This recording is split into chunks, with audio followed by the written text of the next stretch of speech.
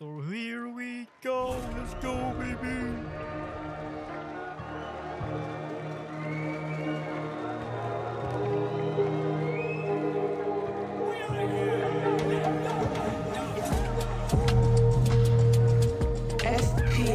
No confiaron, pero mira, no. Llego con los míos y la grada explota. Le di la razón al que me quiso ver bien. Lo soñé en mi habitación y ahora en primera me ven. No te hablo del avión, vine por mi cinturón.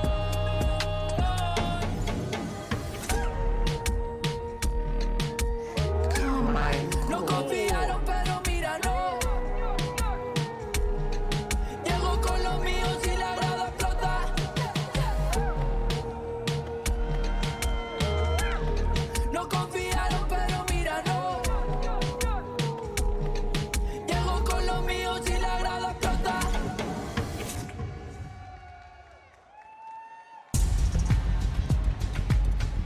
Upsets, surprises, we've seen it all on the regional stage, but can these teams continue their dominance when the stage is so much bigger and the stakes are so much higher? For Karmine, most of these players were picked up from Tier 2, were new prospects heading into this year. They've done something incredible by beating the best in EMEA, coming out as champions from that region. But now it's new pressure, it's new opponents, it's new styles on a big stage. And FPX, if they are one thing, they are a team that can upset, that can surprise, they can push you off guard. And every single team, because of the opponents that they're going to be facing, are so hungry to be the winners of this tournament. You were saying it, Mimi.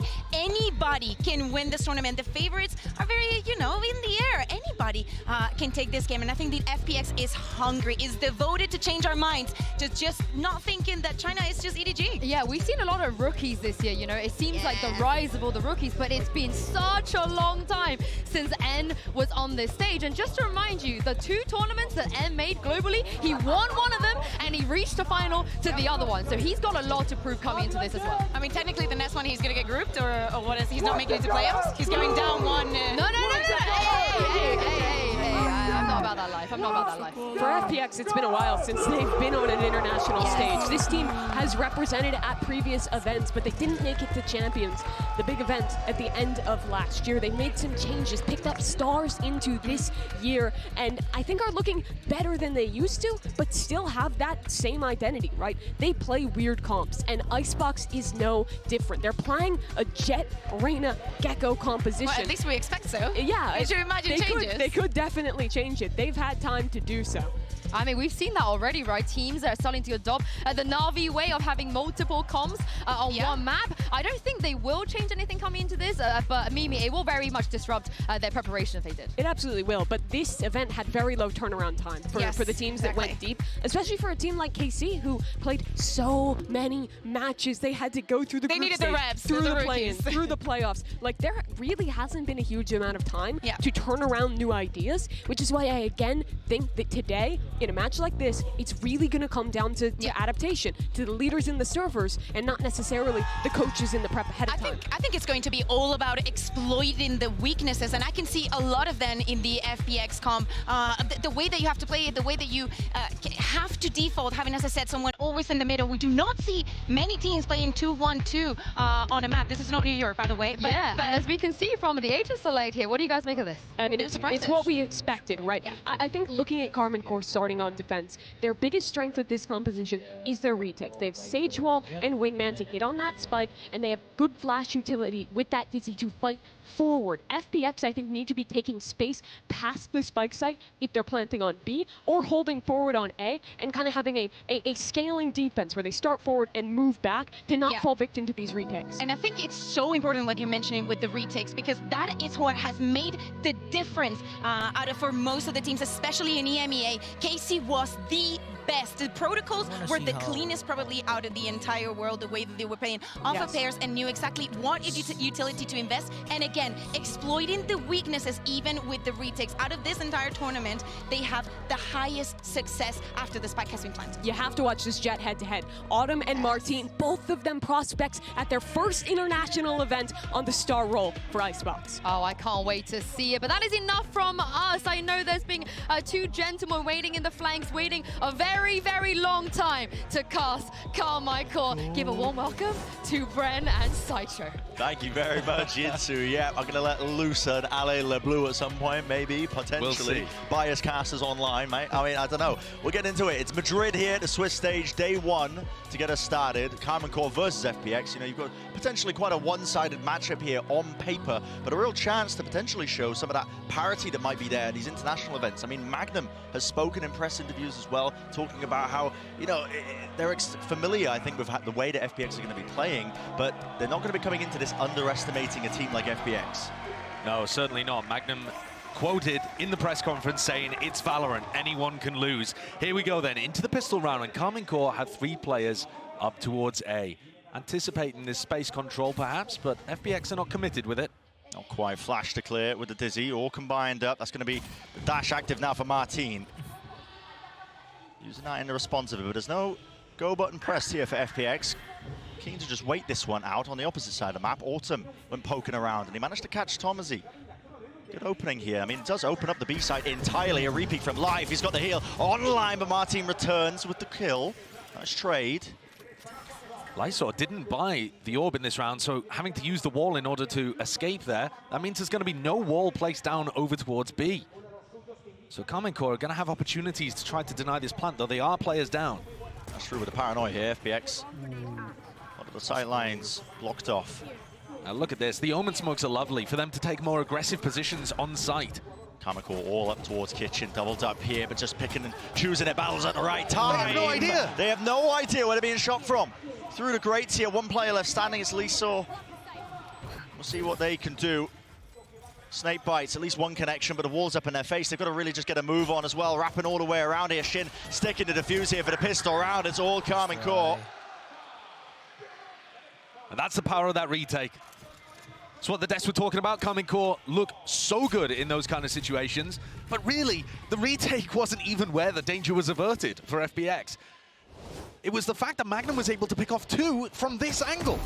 I mean, yeah, looking all over the place. Autumn is completely lost. On us with them. And this is where you might start to see the cracks in FPX, because they've talked about the fact that the language barrier has been an issue for them, a really big one in the past.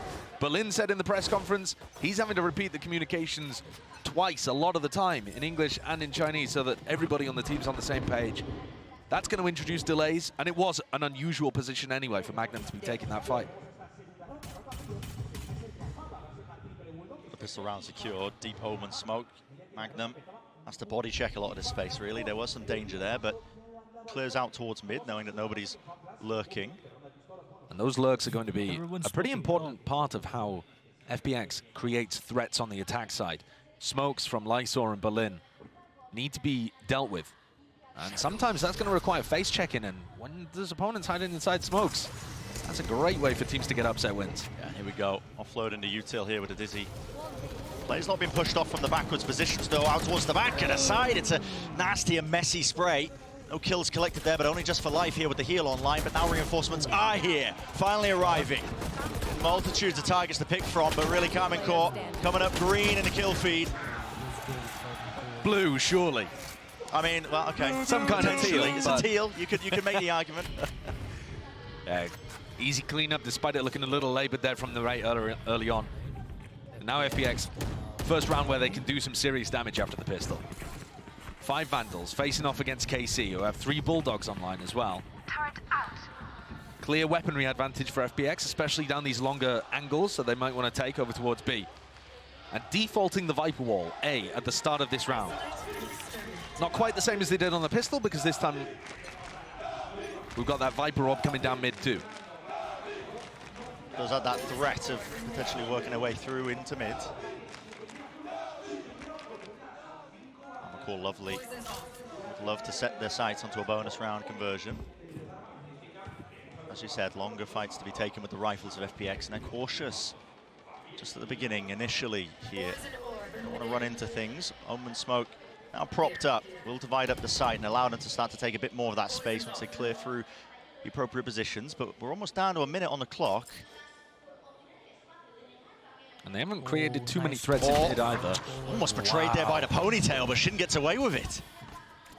And Berlin, with nobody there to try to support, The IGL gets picked off with no advantage, no possibility of a trade, no information even as to where Shin and Martin could have repositioned to.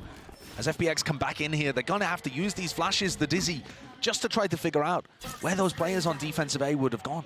And it orchestrates kind of exactly where these FPX players are going. Now it really does feel like it's going to be landing into an A hit. Shin, it's great timing on the wall. Yeah, I mean, for the precisely right moment, right? Flash over the top. It's going to be going straight through the gap at the top there. Good connection. Martin willing to take the fight. The transfer damage done, but no kill. In fact, that's all life here, just leading the charge for the rest of his team. Is there only going to be clean up onto Shin eventually? Very Time, weak. 12 seconds, and yeah, life is weak. Pops the ult off. Might be able to get something going with this one. At least needs one more kill for it. Nobody watching. There it is. Healed back up. Needs to get the plan down. 4 seconds. Taps. Taps. Forcing into the 1v1. It's the only win condition for life, and time is born and played. Frantic in the minute moments. I mean, minutia making the difference there. That's a wild one for FPX to not convert, honestly. The spray from Martin was really labored, a little similar to Narrate when we saw him with the Bulldog in round 2. 10 seconds left. But how Magnum gets past there without Life being able to get the kill. Life whiffing on the spray means that Autumn goes down.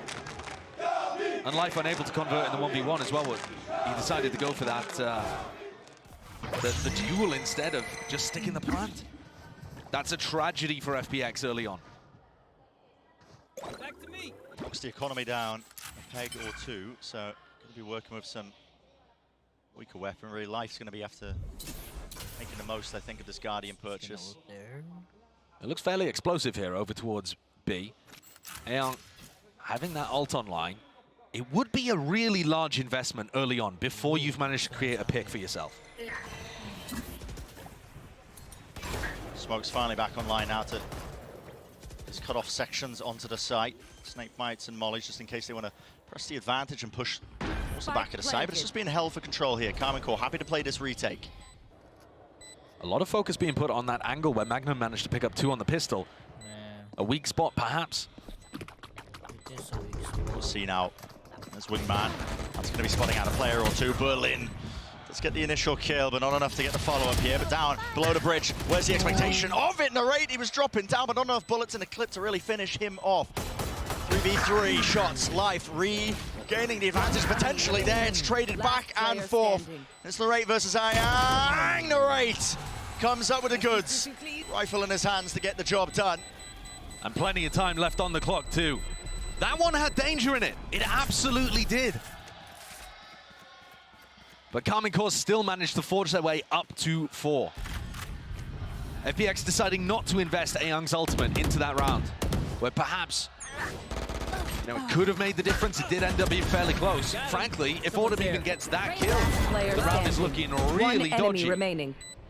I gotta say, while Karmine Corp are up 4-0 here, this is not the same level of clinical play that we saw from them in EMEA when they were making that run. There's a lot of conversation about, because we've seen so many unexpected teams make it to Masters Madrid, with so many rookie players as well ascending to this premier level of the game, are people going to adapt to the stage quickly? If you have some nerves, how do you play through it? It feels like it's a little touch and go at the moment for Karmine Corp, but enough to be able to get them over the line in these rounds. And similar nerves on the other side for FPX. You've got to remember, FPX are a team, this is their 3rd time getting to a global event. They've only ever been able to take 1 map at a global event before, and that was against the old Karmine Corp when they played first time at Lock-In. It was a 2-1 victory in favor of Karmine Corp, and that was the old, you know, Melons lineup. That wasn't the Madrid clean, clinical Karmine Corp that we've come to expect after their running kickoff. It's well-honed squad, and you know, to just touch on that rookie point as well, you know, maybe that inexperience rearing its head for some of the players. Karmine Corp looking like one of the youngest rosters I think that we've got coming into Madrid. They are, yeah. You know, maybe that does showcase. Of course, some of them do have that international experience. They do, and you know, you see Magnum up there towards the top, managed to find that hole in the pistol round and has been very consistent so far on the defense side for his team. So we get to see another rifle round here, starting to get up towards some big ultimates too. Narrate and Magnum's ults in particular going to be excellent on the retake as Narrate takes first contact and wants to hunt for more. He's not scared, is he? No, Shin was holding up towards the belt. So he had angles covered. Martine's crosshair placement looked like it might have been off for just a moment as Ayoung's head poking below, but I don't believe they caught any whiff of the Jet stuck in that corner. I say stuck, hiding. Hiding, he's got the Starting dash, a of course, trap. to get out. Yeah, it's a lovely position to play in. FPX quite like what they were seeing just from cutting the noise there. They show a bit of that presence just initially, now making their way over towards B. Contact reclear, is that what's going to be called here? Certainly looks like it. The same kind of B end with that double omen smoke setup that we've seen from FPX in a few rounds so far. All the util combined together. Unfortunate for Life there. He will fall just through the smoke as it was propped up. Bloomed and blossomed, but FPX keen to still play this one. Maybe a bit more aggressively as well. Look at the position of some of these players. Berlin taking a peek out towards Kitchen. Expected though. Now you see it. Thrash exchanged. Dropping down onto either side. Detainment potentially there. Looks like it, yeah. Berlin. Nowhere to run, nowhere to hide. And now positioning, being swarmed and approached from every possible angle. I saw, realizing now that really has to give it up. Wasn't that mid position. He was the insurance policy, but now has to save that rifle. Gutting as Karmine Corp get up to 5. Absolutely putting away FPX. 5-0. This is looking like they've got a very good idea of how they want to deal with this classic exec that we're seeing from FPX. Nobody is getting caught on sight. Tamashi is just getting a kill by spamming a common angle where he's expecting them to be pushing up, defending that over push into Snowman and making sure that they have the pieces together to be able to get back in onto site. FPX are finding it difficult here to force the fight. It's one of the big powers of their composition is the ability to combo flashes together. They're not really finding an opportunity to do that because Karmine Corp are playing so much further back. Initial expenditure of util, but they are playing really far back. I mean, that's just the retake protocols. Get out of my way. Desk was mentioning it. It's super, super well drilled for Karmine Corp. Yeah. The bread and butter really of, you know, what was getting them so many of the wins because they were looking so well honed. And there's always a little bit of danger when you allow your opponents to plant against you so often that you wouldn't be able to pull it off. You know, most teams, even the great ones, are only converting something like, you know, a third of their retakes. That's a lot. But these teams at this event are looking to try to change that.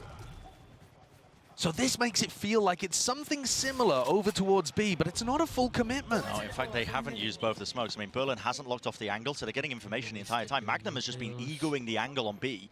And Martine, ready, waiting, not spotted in this position before. Doesn't Be able to receive this. Now, Dizzy wasn't collected over towards B to clear it, so they don't even have that util to clear this angle. Up top, though, yeah, crosshair placement. You've got to take a gamble if you play in that spot. It could come from two different directions, so gambling incorrectly there. Life is the one to capitalize. Magnum, though, still with ultimate. How does FPX deal with that? They're down with a wingman, clears out a bit of the site. Now the plan online, but here's the lockdown. Oh, Ayoung denied from even going for that. They can't go for the plan. Time. They have to fight this one. FPX have to make a call to do so, but now detainment. It's going to be happening anytime soon. This is a round basically done and dusted. Online there with a res. Magnum back into the fight, 3 versus 3, but with time like this, I mean, there's just no chance. You have to kill everybody. It's not there for FPX. And a Awesome. complete tactical outplay there by KC. He's dry. They're thinking ahead to, in terms of the ultimates that they have available, it's very clear that that lockdown is going to get used. And FPX didn't come up with a game plan quickly enough to try to challenge it before it went down, didn't have a game plan to try to increase the tempo, and I think we're just expecting to get the plant for free. They're thinking, all right, KC, they've been playing retake this entire time. They're just going to use lockdown, we're going to be able to play the plant. And Ayoung could not get that spike down. Yeah. I love to see this. The overall game plan of Karmine Corp just fundamentally is fantastic as well. They've been playing super far back on B, almost conditioning that they've got nobody playing towards B main, or towards yellow whatsoever, and then they're playing these one-and-done angles towards A. I mean, yes, Martine ended up falling, but they've just been doing such a fantastic job. And like you said, you know, too delayed in terms of just thinking about the game plans. Karmine Corp one step ahead. This is also the second timeout for FPX, called already. So if we, you know, framing this in the context of FPX trying to get this revenge matchup against a Karmine Corp that's retooled so heavily, looking for a potential good beginning to Madrid, this is a disaster. They had their chances early on in some of these rounds, but the later that this is going, the less and less chance it looks like they're getting as Karmine Corp polish things up a little and get comfortable, get into the groove. Down 0-6 without any timeouts remaining. If they don't end up winning this rifle round that we're about to watch, it's a disaster zone. That could be dire. I mean, they are quite literally running their heads into a brick blue wall right now. They cannot find a way through. Now, are they going to get conditioned? You can see elements of it from Karmine Corp again. Like I was saying before, they weren't playing anybody up close towards B. They've got Martin with an op now. He's playing in this spot. Karmine Corp, I think, are hoping now that FPX make the decision to start contacting into B. Dizzy broken. Martin can now play onto the angle. It's watched for the shot. Missed and go to wide.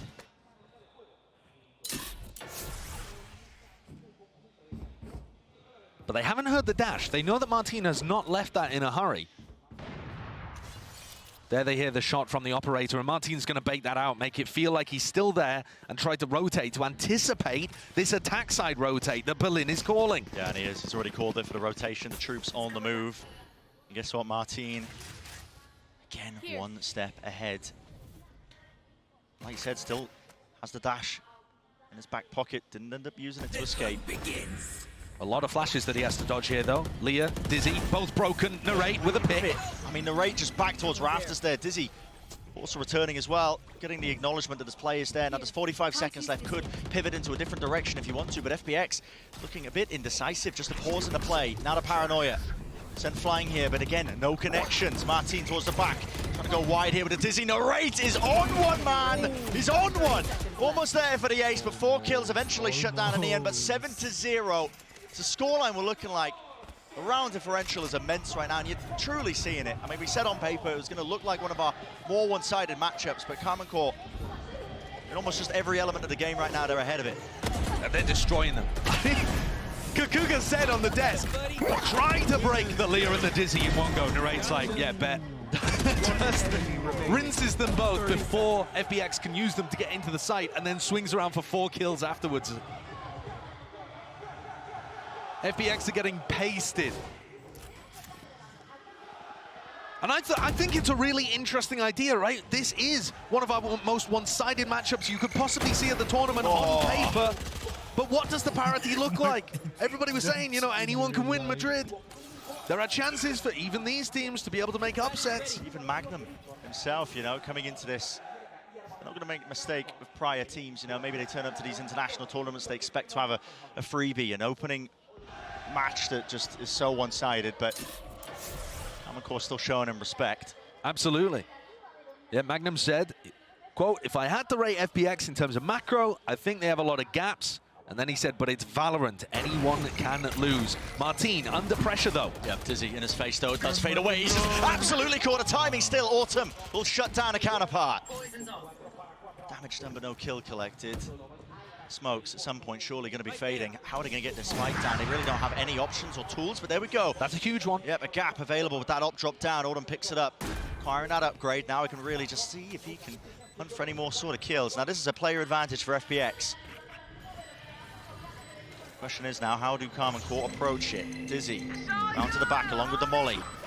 Players all over the place. Thrash to lead the charge. Entertainment there. Shin round to the side, but doesn't expect Berlin. And there it is. Okay, a round on the board for FPX. Thrifty win. Okay, FPX, okay. And that one basically set up by Autumn getting into a nice spot. Martin has been caught out in a number of these more aggressive positions. And this is the opening. He had a chance trying to take the timing, but then Autumn also finding this pick onto Tamashi over in Snowman. That sets up the player advantage, and FPX are finally able to capitalize and bring around to themselves. Can they work this into a little bit of momentum and make it less of a one-sided matchup? They would love to. Now, back into the action, you're seeing it. Line in the sand drawn in terms of the skirmish. Berlin has the operator. The operator, yeah. I mean, he's TP close. Yeah, of course your IGL Omen has the op. Angel emote. Now an attempt for them to try and get themselves into the side wall. Definitely impeding them. Dash to the top here. Dizzy in their faces. Everybody not able to see really anything at all, but FPX granted the site now. So that's online for them. A forward position here, playing inside the pit. This is really going to test Karmine once more, especially with Autumn ripping off heads. Towards the back of the site, just really impossible to clear this through. And here it is, momentum on the side of FPX. This is basically a done deal into the round. Look at it, second one on the board. Now maybe you can start to keep this going. That's huge. Didn't even have to use all of the ultimates at their disposal. Still have the Thrash available for them in the next. And FPX using the pit to be able to establish much more aggressive post-plant positions. Put pressure on KC before they can get into retake spots. Look, Narrate's just flooding out heaven there thinking, yeah, they're going to give us this space for free. That's what they've done every other time. And FPX have brought the battle to them.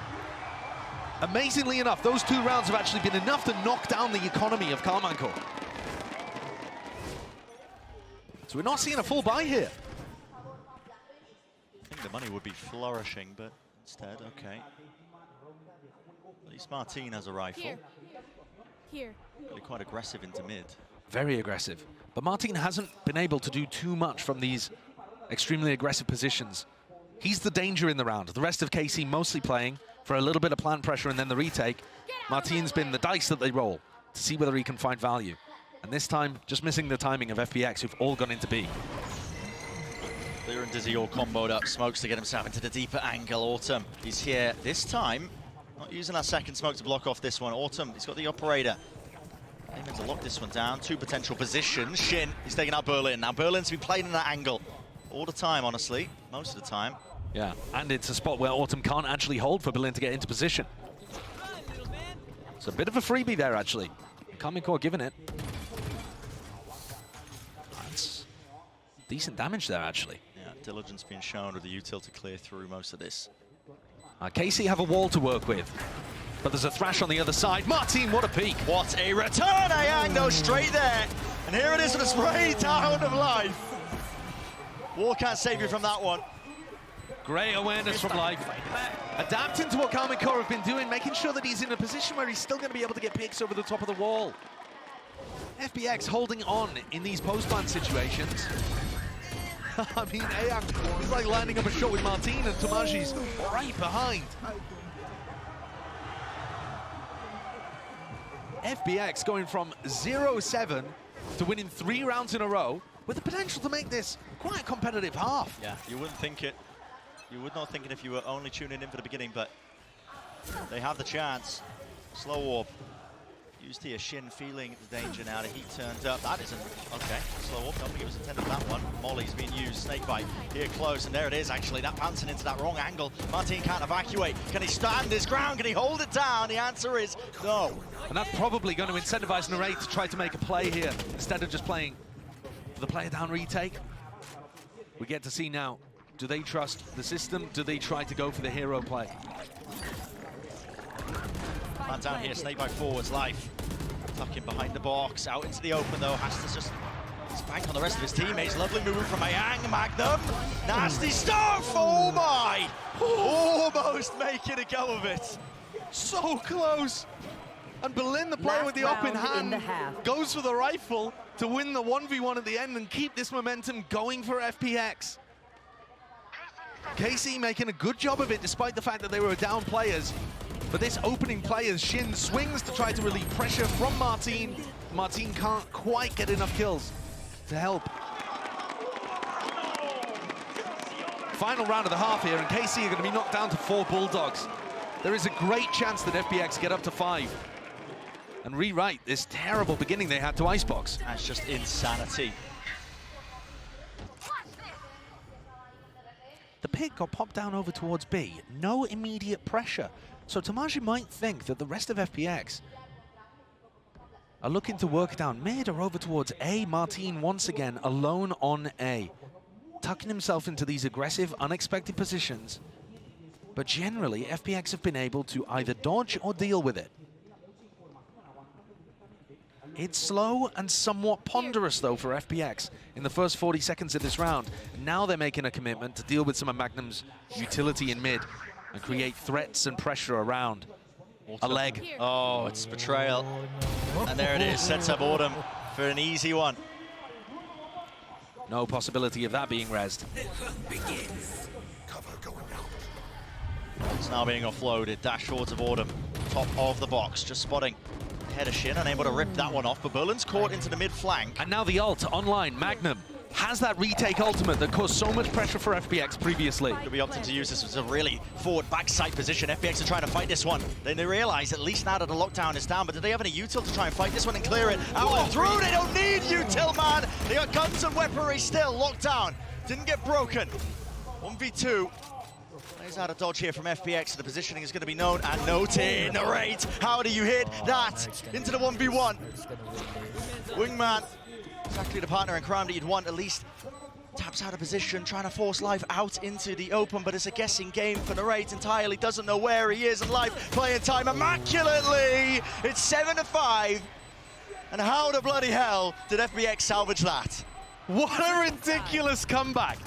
We were all ready to talk about how it was playing out as expected on paper, and then FPX fire back with 5 in a row. One enemy remaining. And a lot to do with the rifling coming online. I feel like Ayoung has just woken up. Go on, look at me, bro. Let's go. They're fired up. They're feeling it. Life on his feet. They certainly are. Let's send it down to the analyst desk to break it down for the half.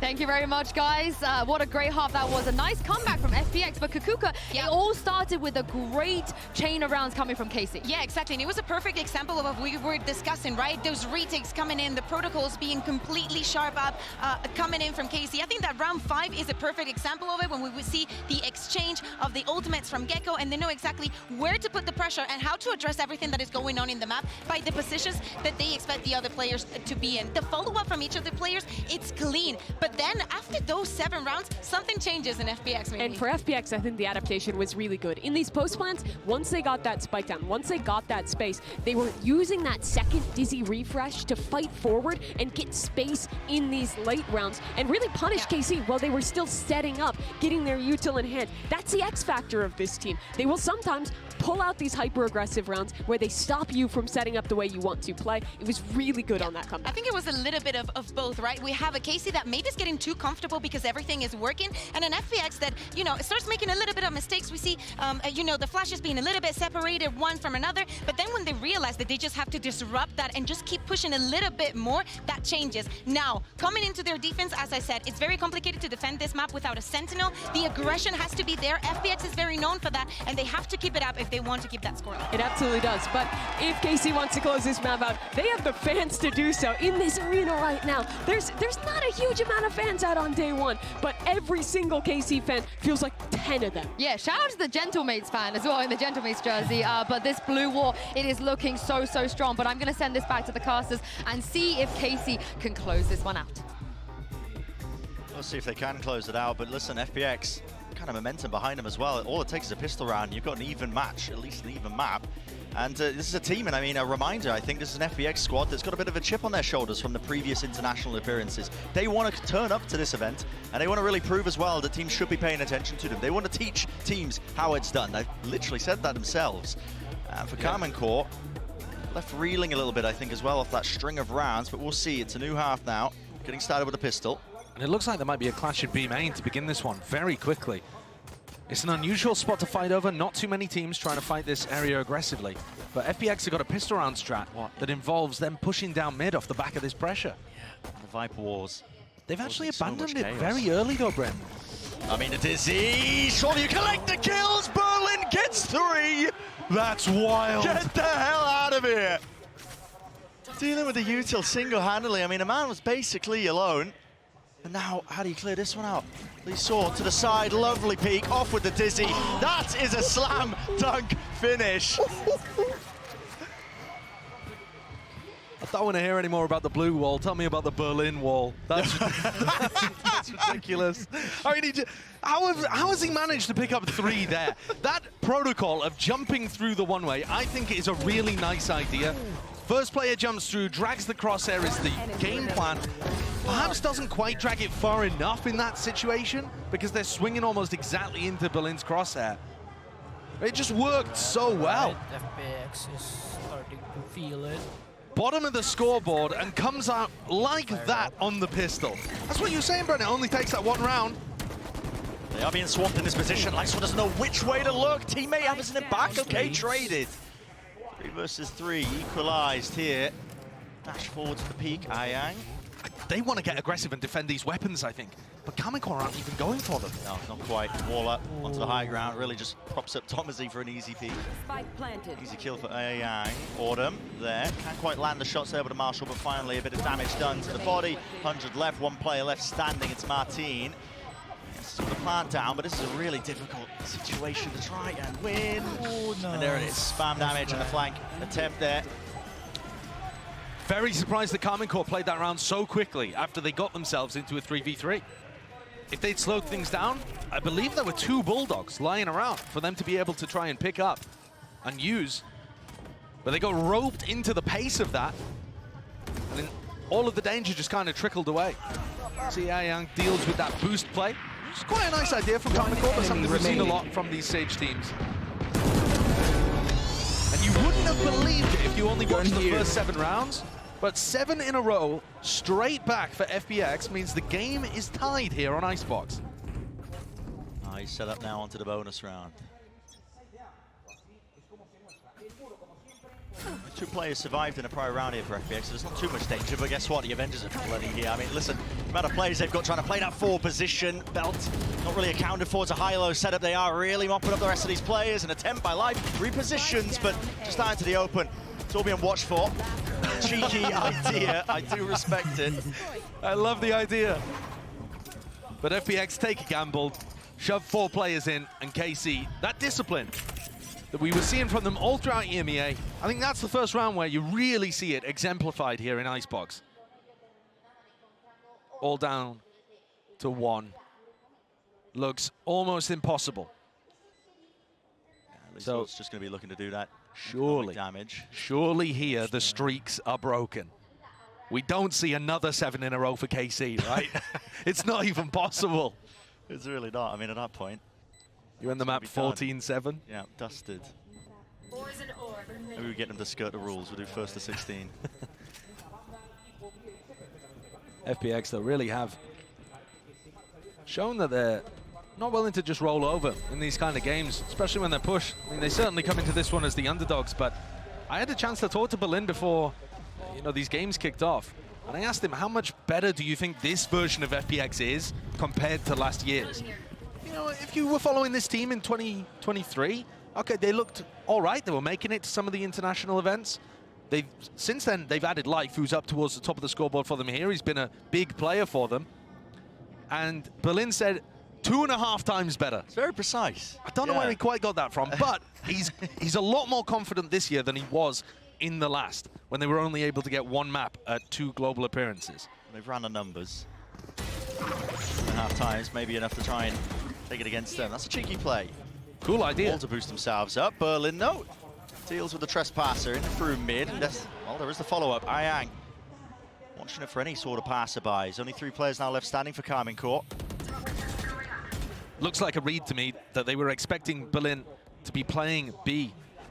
Both of those controller players for FPX fighting over B. They baited out Lysor there, who swung off the back of a paranoia that was extremely optimistic. They are so damn aggressive, though. Willing to take the risks, aren't they? I mean, Ayang has just walked up all the way behind. And all of this in a player advantage situation where you don't need to force fights like this. It's a round winning or losing play, probably, that Ayang and Life have gone for. Karmine are well and truly trapped here. Though I don't believe they know it yet. No indicator. Here. Contacting together. Opened at the gunplay, can carry them through a round like this one. Looking behind them, but no, not to the side, not expecting a player out towards Yellow. Berlin. Still not cleaned up. Spike, though, planted. 2 players, though, for them. Flash over the top, Martin. How's he doing this? No way to Karmine find that. That's outrageous. FPX had them cornered, caged up, no exits. Utility being used from the back as well. And Martin ducks, bobs, weaves, and picks up 3. You are joking. How have they done that? I mean, the first pick, lovely. But then this kill before getting the dizzy, and then a jump push in the Nice! Stand up now! Stand up now. All right, a bit of fire with these Karmine players in their first time on the Big Masters stage. getting heated. Stack though from the FPX players here. Ball is made to refight. What a shot. Still aggression showcased here by Martin. His teammates are going to be there with him. Got his back live. Live? What? You see KC have no idea that that was going to happen. Even a possibility. Yeah, just no idea at all. They didn't even think of that as a timing that FPX could have chosen for some aggression. You can see how the unexpected nature of how FPX plays can catch teams off guard. But thus far, Martin in the last round and this has managed to bail his team out. Berlin, knives out, no gun. Watching for the mid-aggression. And Ayang, they should have some idea, was over towards A earlier on. That Dizzy was used. His shooting's been fairly good. The most likely outcome here is that he just goes down and gets the thrash online for the next. This game has been so streaky. There's only 30 seconds left. 30 seconds left. I don't see how he's able to convert. And KC are going to be able to respond with 3 in a row after FPX got 7 to tie it up. Now, would you refer to this one as a back and forth game, Bren? Because technically, it's gone back, and then it went forth, and now it's going back again. Yeah, but, yeah. By the technical definition. Yeah, but it really has not been competitive in the round-to-round basis. No, no. Very streaky. Very, very streaky. Autumn's going to get an op online and try to peek under tube by the look of things. Would anticipate him just getting smoked off by Tamashi very early on, but we'll see. Yeah, He there's gets an early the pick. pick. Wow, okay. Tomazi, Thrash. Used to see if they can clear and cleave their way in through B main. Yang, he's open to the window here. Lurk timing could be brutal. Lurk timing could be brutal. Spots the head, Magnum. He's racing ahead, man. Doesn't want anything to do with this. Look at him. Ducking straight into the floor, maybe anticipating a repeat, but no, he's backing it away. In the meantime... Yeah, speaking about repeaks, Berlin in a player advantage situation again, FPX deciding to try to make the play to win the round. Unnecessary, for sure, and Berlin does get punished for it. Res on life for Shin. He's going to play for this one. Portion of the wall broken, but that's all good. Yeah, All good. Thankfully, Autumn wasn't watching that again. There's only 45 seconds left. Walking their way over towards A. Starting to get a move on, though. What util do they have to try and clear close? They are, I think, quite scared of the prospect that life could be just in a one and done. Especially when he's playing Reyna. Does he see the head just onto belt there? Looks unlikely. Orb in his face. 30 seconds left. Players approaching rapidly on the position. It's a double face as the orb goes down. Only 20 seconds left here. No real utility as far as I can see for FPX to deny this one. Magnum is really far behind and has missed the timing. Yeah, he has, but he's going to be making a call at least for his team here. Over to buy some time. Really wide face by Narrate. Claiming it. He's feeling it, man. It's falling around for him, and this time Karmine are not messing around. This is another situation where KC lost players early on in the round. They weren't expecting the op to be on that sight line. It is entirely possible for the Viper to throw that mid line up without exposing any part of their body. But Autumn caught Tomashi at the beginning of the round, and Berlin ended up making a mistake when they were up, and it just opened the door for Narrate to take over. Narrate for Karmine Corp, one of the North American imports over to EMEA, has been lighting the world up. He's been looking unbelievably good, but certainly one of those players that we don't know quite how they're going to perform when it gets to the Masters stage. Are the nerves going to be there? And Berlin goes walkabouts again in this round. They just expect it. It's happened so many times now. They were doubled up. I mean, basically a high-low setup. One player crouched in front of the other. Yeah. Just waiting for the aggression. Yeah, and it's very, very similar to what Berlin did in the previous round to lose them that player advantage situation.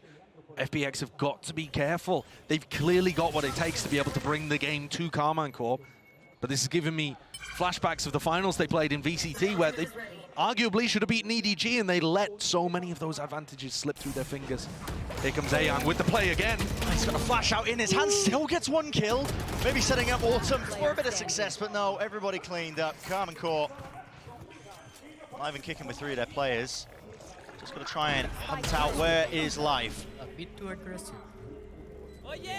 Healed up now, not letting anything slip. Thrash there, connects, detained. Humiliation time on the grand stage. As Karmine Corp up to 12. For our first knife kill of Masters Madrid. Do they really count when you've got the Thrash Detain on them? I think it is the disrespect. Yeah, I think they shouldn't personally. Don't think we should be recording those in the stats, but... Yeah, this is very well dealt with by KC. You can still see some moments where they're not quite anticipating what FPX are going to go for, but for the majority... For the majority, they have got this on lock. The anticipation of Berlin's push at the beginning of that round and the way they executed was immaculate. They're looking for that punish again onto Tomaji. Wow. It's not there. Not gonna get it. Yeah, this time playing a little safer. Doubling up with Magnum as well. KC 1 round away, 5 chances of converting. Keep it clean. It's gonna be their aim. Tuck to the corner, that's life. Avoiding the initial flash cross from the ropes. Not accurate enough to win that fight out, but Dismiss in towards the back now. Underneath rafters, plenty more players ready to try and fight him. Target-rich environment. Take your pick, take your time, son, because this is you lighting the world on fire. Live with the ace. Holy. And he's on his feet after that one too.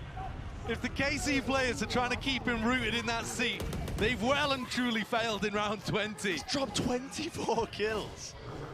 I mean, he's the only player that's actually able to evade the way that KC are playing, because he can get one, get out, and pick the most awkward timings through all of their utility. Springs out of his seat, almost knocking it off the stage. He's feeling it, definitely feeling it. Back into the fight. Back into the action. Karmine Corp, slow and steady. It's their approach to begin. They know how aggressively FPX are liking to play, and they do have both the duelist players. Dash still available. Dismiss there if Life gets a kill. Lots of exit strategies, but here we look at this. I mean, they're just holding. 4, it's still Life claims it. He's on fire. Doing it again. Barely a shred of Narrate poking out. Still manages to catch the headshot. Magnum's one away from having a massive ultimate, and they're sneaking around underneath them. Life goes for the re-clear. It's a Dizzy, still, it's traded. Magnum is there. On for the 2 there. Hang drops down, Dash is there. Martins finds it. Forwards now. After the lockdown, it's 2v2. This could be it to seal the map. What is going to be the answer from FPX? Walking out. Holding, walking out, hoping that they can punish, but no. Just granted the kill. And Berlin, the IGL, to 1v2. All on the line to keep his team in the map. Paranoia available.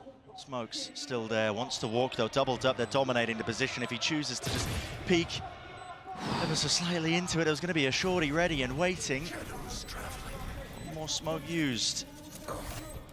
Tap. Force them out into the open. No easy fights, no easy exits. That is Karmine Corp sealing it up. Nice and pretty for map number 1. 13-8. A bizarre opening to Masters Madrid, but it had some great moments. FPX 7 out of 8 of their rounds taken in a streak. Yeah, absolutely. Was going to set it to a short break on the other side of things, of course. The continuation of the series, don't go anywhere.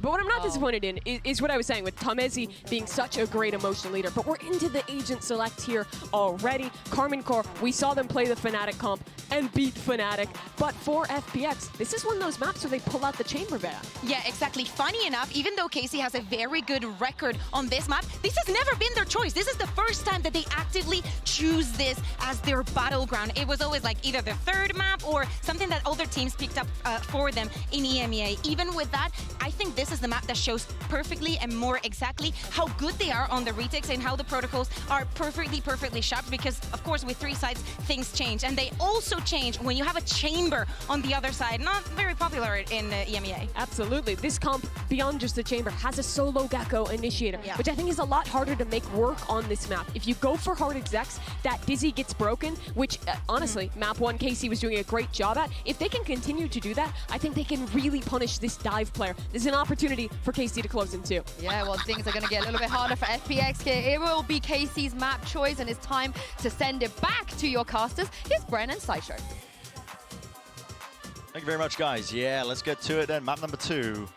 In for Karmine Corp versus FPX. I mean, listen, map 1 was an interesting one, to say the least. I mean, very streaky in terms of the rounds with Karmine Corp. You've got to expect, you know, these guys are phenomenal on Lotus. It's a map that they've taken, you know, many a strong team to. They look really primed in this map. They have a ton of great ideas. But now, you know, how are they going to be dealing with FPX, especially Life on the chamber? This guy has been a standout in the past, and now he's going to be looking to do a little bit more. There's a smoke here. Haunts. Dealt with, taken care of. TP back with a rendezvous, but, well, Lysol just trying to help out his teammate. Yeah, bit of a strange decision, actually, because Life already had the exit with the rendezvous. Just looking to try to find a timing. Now they're headed into Magnum's setup, where the turret is going to take contact. And this Viper wall, previously used by teams like Loud on this map, going to allow KC a really nice C retake. See from Magnum setup here with an Nano Swarms. I mean, it's just to make sure they can't cross past the wall, buys time for the rotates. See here now, the spike's going to be planted. Nice shot onto the target. The fight into the back of the site. They're not clearing the corner. Half clearance still. Autumn snaps it back around again. They want to really just take the fight in a battle straight to them, FPX. And not messing around. Shin. So much to do. Doubled up, stacked up. They give him a freebie. 3 kills now. But a 1v2 and 17 health to do it. Almost impossible. He doesn't have very much information about where the others are positioned. And Life, with the Sheriff just watching this smoke.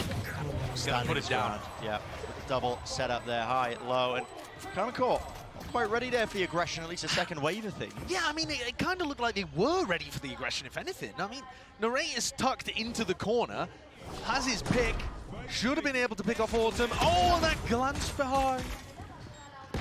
And yeah, it's just the fact that Narrate isn't able to hit the go shots to be able to pick up a couple of them there in that split second.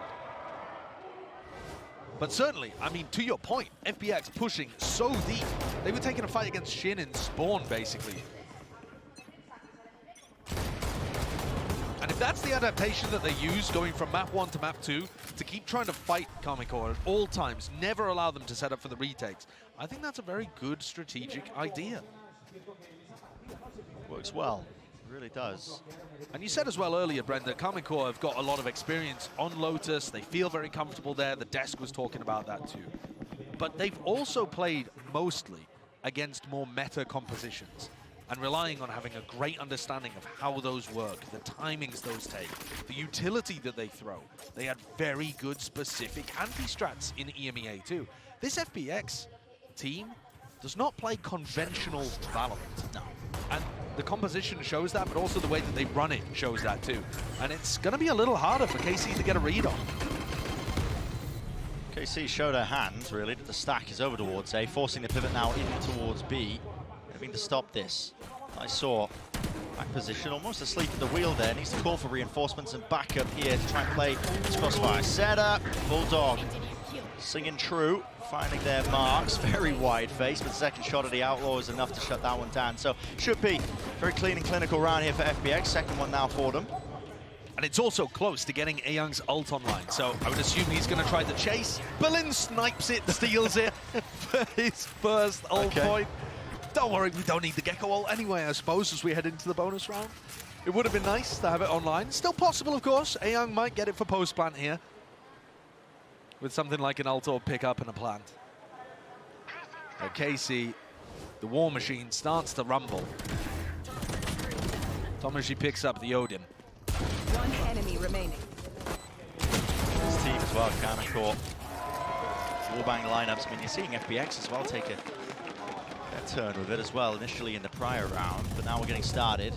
Just trying to punish that peak. You can hear the shoulder just sticking out of life. He goes for another one. Very bold, very confident. He was dominating in the individual fights when it came to Icebox, so I can respect that level of confidence. But KC, punishing him there. And despite the fact that there were 3 players from FPX defaulting over towards Mound at the beginning of the round, they don't actually have any control there. Double smokes, and Ayoung's Dizzy has had to be used twice already in the round just for Mound control. So they're still 10 seconds away from using that in any kind of push into C. Shin smokes as well. I mean, they jut out just far enough to really put the fear into FPX, wondering if there could be a player lurking and creeping. The door is going to be hit there with a switch. Now a call is made. Paranoia, Dizzy, everything offloaded all together. Shin is really in dire straits. He needs some help from the rest of his team. Dodging and juking side to side. How does he get the 1 kill eventually? Falling. Backing away here, Narrate realizing he has to respect this one, doesn't want to toss away his life, wants to play for the full retake with the rest of his team now. Plant, 30 seconds left. actually denied there, that's a perfect placement of the nade, yeah. And a kill! I mean, if anyone was going to go down, and I thought it would be Autumn on 30 health, but Lysol just tanks it. Maybe not hearing that in the moment. Narrate, despite the fact that he's spamming down, trying to get a second. Finally, the apple taking out all of it, leaves it to Berlin. He's just got so much working against him. Berlin, hello. Here's your time to shine, but Tomasi shuts that one down right quick. So bonus round conversion not there, but he made it a hell of an expensive round. I mean, listen, only 1 player surviving. Yeah. KC. Absolutely. I mean, when Lysol goes down to the nade, it looks like KC are going to have their pick of that one. It's going to be an easy battle, but Berlin once again in a pretty similar manner to what he did in round 13 on 30 Icebox. seconds left. So being able to get way more value from a position than you would expect from him makes it very damaging to KC's economy. So now Karmine Corp coming into the next round have a Bulldog and a Judge to work with. Martine is playing Judge Raze here at the front of B to start this round. FPX haven't been wandering close to B, but I wonder if they're going to try to set up some kind of trap here on Mound. Only a chance of it.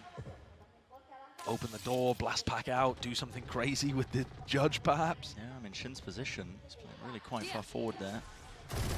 The problem to is, get out. the more space that you give them over towards A here, Bren, the more that you're going to allow Ayoung to get set up with the Thrash, push Magnum into uncomfortable positions, and get plants down on A.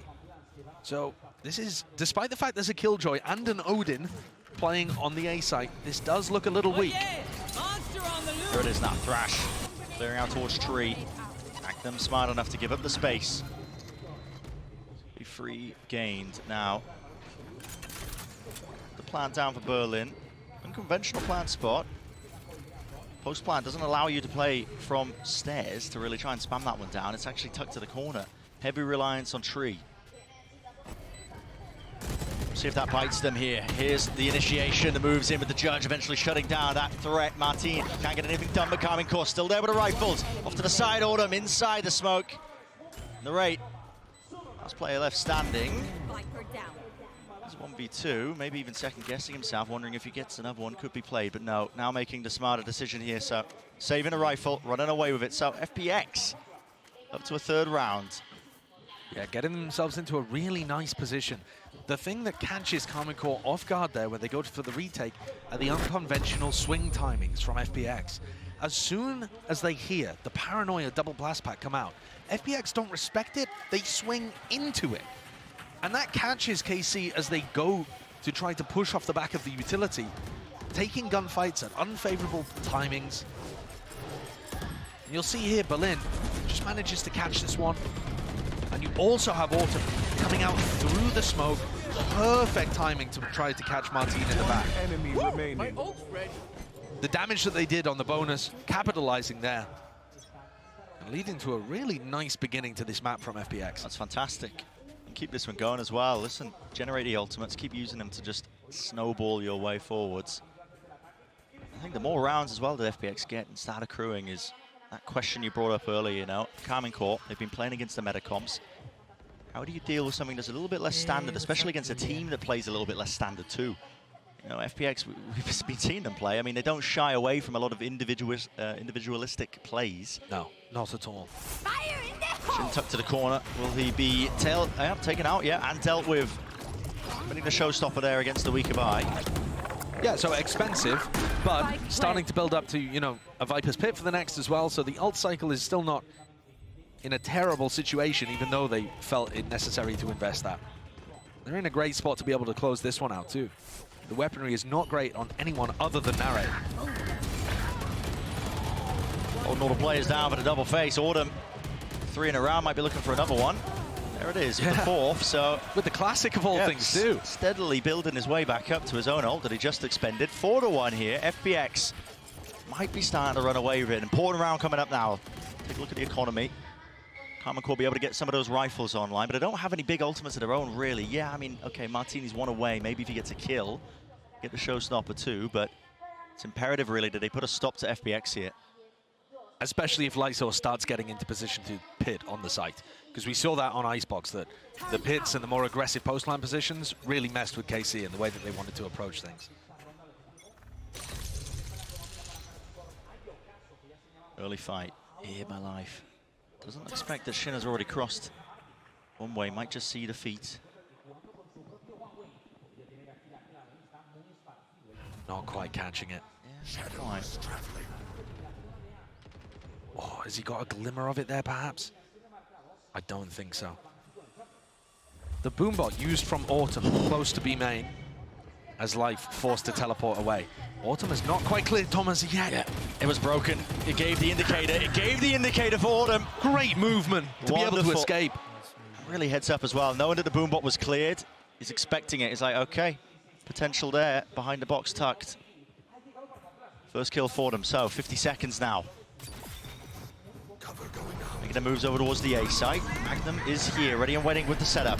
That's the Nanostorm still. Paranoia goes wide. He's holding an off angle. This is really quite aggressive. And Autumn just offsets the movement ever so slightly enough. Flank around Shin. They weren't expecting that one with the TP, but he's only one man. What can he do? Paranoia glides, TP in face. No way. No way. No way. Shin.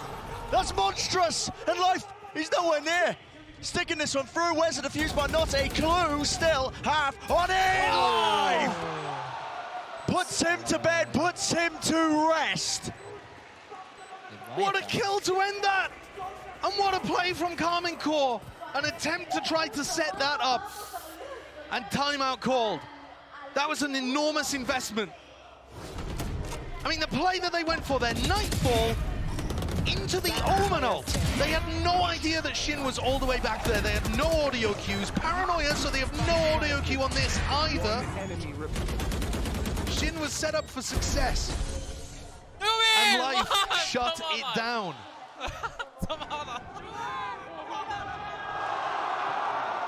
I said at the beginning of the round, that was a pivotal one. Economy going to be reset here for Karmine Corp. Instant timeout called. Yeah, this is now serious danger. KC unveiling one of their big ideas for how to go for a retake there, or at least to put pressure onto FPX as they were going for the plant. Using a really nice ult combo, still gets stuffed. And Autumn is currently sat 12-3, up at the top of the scoreboard for FPX. Finding so many good timings. His awareness in that round to be able to pick off Tamaji early on. In the previous round, to be able to catch Martine as he went for the double blast pack retake on A. Autumn has been playing wonderfully here. Pride of OCE. Stepping up here onto the big stage. And so many conversations about, you know, what do the communications look like within FPX, because Autumn isn't super comfortable with only speaking Chinese inside the team, so they're having to do a lot in English too. Is it worth it? Well, if he plays like this, it is. Yeah, it definitely is. And Life, who was at the top of the scoreboard on Reyna, is still 6-1, barely been punished. Only that one time where he overstayed his welcome slightly on A.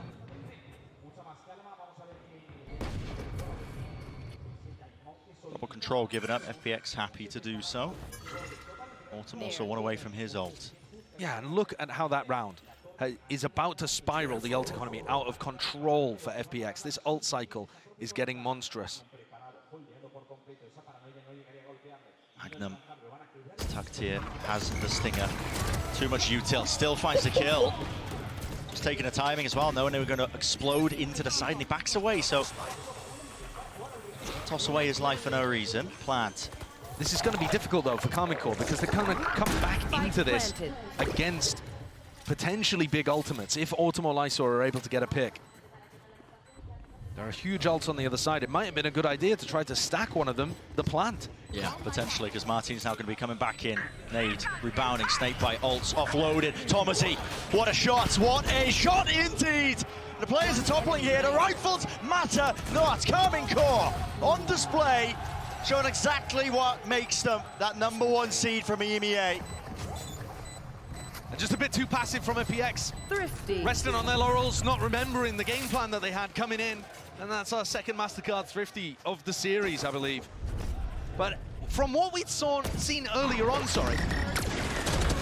when Karmine Corp were fighting aggressive post plants deep into spawn, to this, like almost the most passive way that you could play this situation, not loading the plant into Lysor or Autumn, where you would have a big ultimate to be able to work with. Bit of a misplay, but like I said, the ult cycle is demonic right now for FPX. Online. They have literally everything, yeah. It's a rubble fight, not being contested early by FPX, they want nothing to do with it. KC not even really using too much util of their own. Stalemate just to start things off. Life with the tour de force. Hoping that he can contact in as a slight gap into the smoke. He was praying that Magnum potentially cross into the sideline. And Magnum is just holding angles where he would be able to catch people, you know, blast packing in with an ultimate. He's looking to try to catch Autumn in a very non-committed place, Magnum, but one where he can just catch headshot sightlines.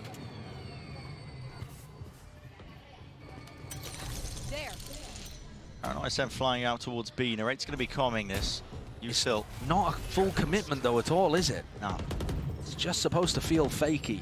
All over the place here, but really there's not too much behind it. Still, okay, Prowler, peek, Martin, what? A shot, the quick scope of life. Shuts that one down, now the showstopper. All laid out on top of it. Magnum, he's out of there, vacates it, wants nothing to do with it. Side control going to be gained for them. Fight's being lost all over the place here with Thomasy losing that one. Paranoia swing through, a little bit delayed here, but FPX are the ones that are coming out on top. Kill feed, filling up with red, and that's all they're seeing right now, hunting for the kills. Magnum, lovely shot with the discipline. Shin, he's setting the aim just enough, 1v2. Does he still choose to make a go of this? Just looking the other way. He's worried about those aggressive timings that FPX like to take. Fear in his heart, causing this to be a retake.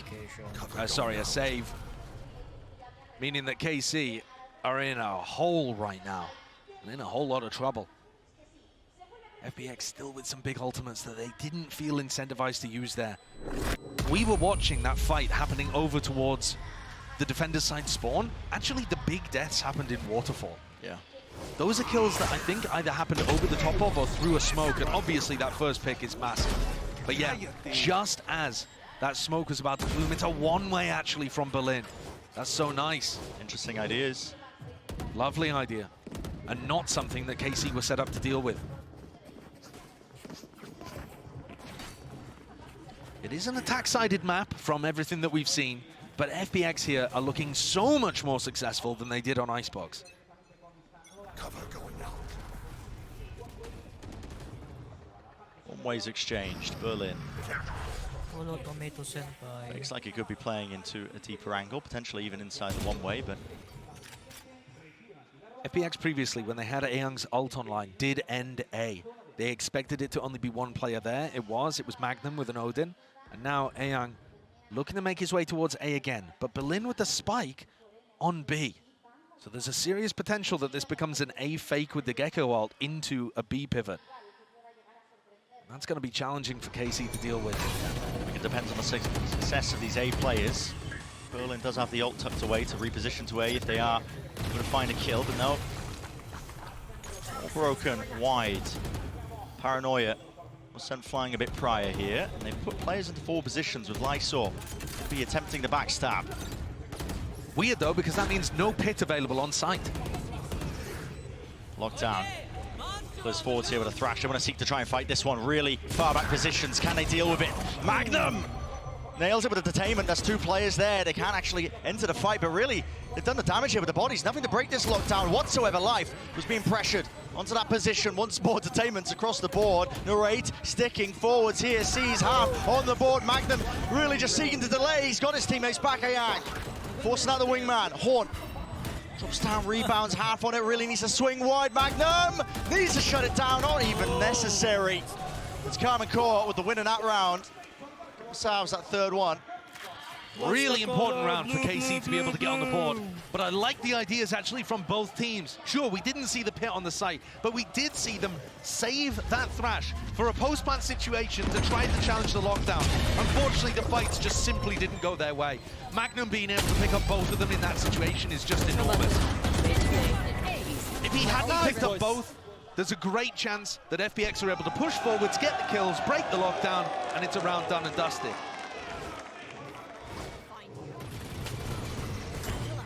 A lot of aggression out towards A Rubble now. Well, okay. Deep Horn just tagging up there onto Lysor. Couldn't stand his ground there, and even life traded. Taking out Paranoia to set that one up, jumping up into their face. Shots going wide. It's the weaker weapon, so it should just be an easy job. Finishing them up. 1 enemy remaining. Strenuous. There's a rifle gained here for Berlin. He doesn't have the spike. No, he was hoping to just TP himself out of there and doesn't win the fight out. So, real rapid one. Round 10. Corp is catching up. But now FPX rifles back on board. And this is where the ult cycle has declined a little bit here for the attack side team. But they haven't really been able to find use out of this pit. It's been the one big ultimate, actually, that they haven't used at any point. They're going to take a timeout here, discuss what the round game plan should be. I feel like the game plans have been good from FPX. Yeah. Generally speaking, apart from that one round, was it round 7, I believe, where they just played a little too passively. For the rest of it, they've been up, aggressive in Karmine Corp's faces, forcing the duels, utilizing nice pieces of utility like the one-way on C, the Thrash to push the lockdown over towards B as well. Really proactive calls being made by an FPX team that, honestly, I thought were going to be riddled with these communication issues, you know, having to really translate twice, you know, Berlin having to talk and describe his game plans throughout. It led to the macro game of FPX looking a bit weak. I mean, Magnum pointed it out. We've said it many times now over the course of the series. That hasn't really been the case. I mean, they have been rapid in terms of the way they've been pressing the issue, forcing KC to react to them.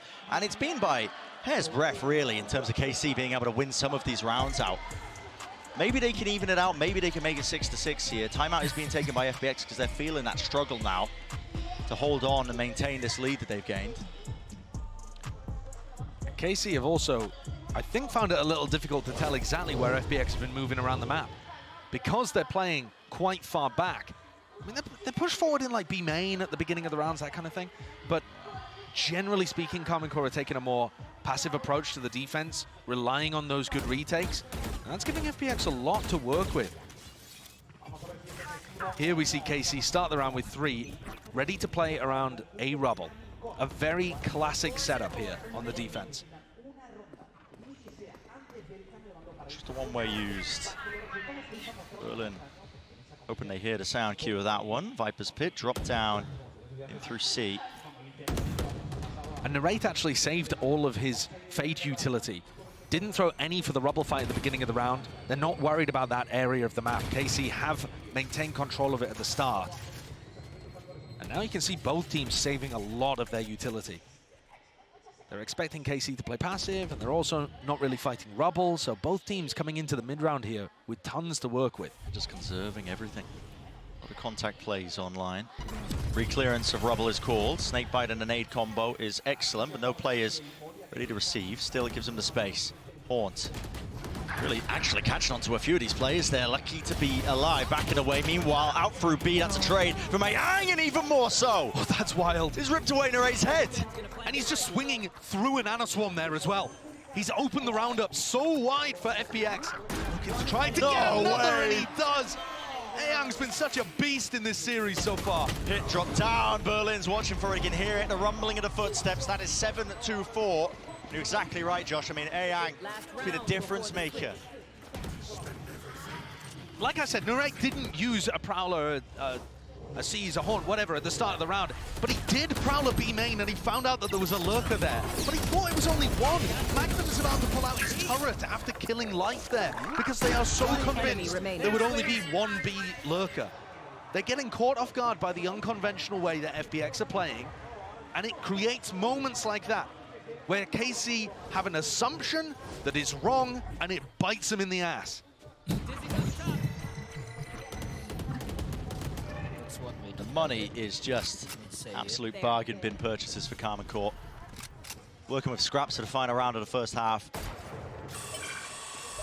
It's led to them to make the decision, really, to just give up C. I mean, they went aggressive towards B main early, hoping that they could maybe get a favored fight, taking it with the numbers that they've got. But for now, space given and granted for FPX out towards C mound. And Ayang picks up his ultimate. So FPX really happy to work the map. And this is looking like another one where they fake it. Bit of a feint over towards C. Now opening the door, putting pressure on Magnum here. Pulls out that trap play setup, this wall tucked behind it. Magnum, maybe he could do something about it. Nightfall here, forward sound cues, missing, taken away. Plan still online for it. No, he's just spotted. Everybody watching towards the wall, but that is a nasty shot by Thomasy. And through main, able to block that angle up. Actually, might just be through the smoke here. Oh, sound cues, Life is really just going to rely on his aim. Smoke finally blooms and blossoms to cut off these available players, but guess what? That flank of Lysor is coming in right from the side. Thomasy sticking, half already, has to get off of it, has to get the kills, but not expecting it. The full wrap around and an 8-4 finish for this opening half. Very nice ending there from FPX. Good way of adding extra layers into that. And a very competent attack side on a map where KC have been very dominant in EMEA. It's an attack-sided map in general, so don't count out the European squad from being able to make a comeback happen. But the pressure is now firmly on them. Send it down to the analyst desk to break it down.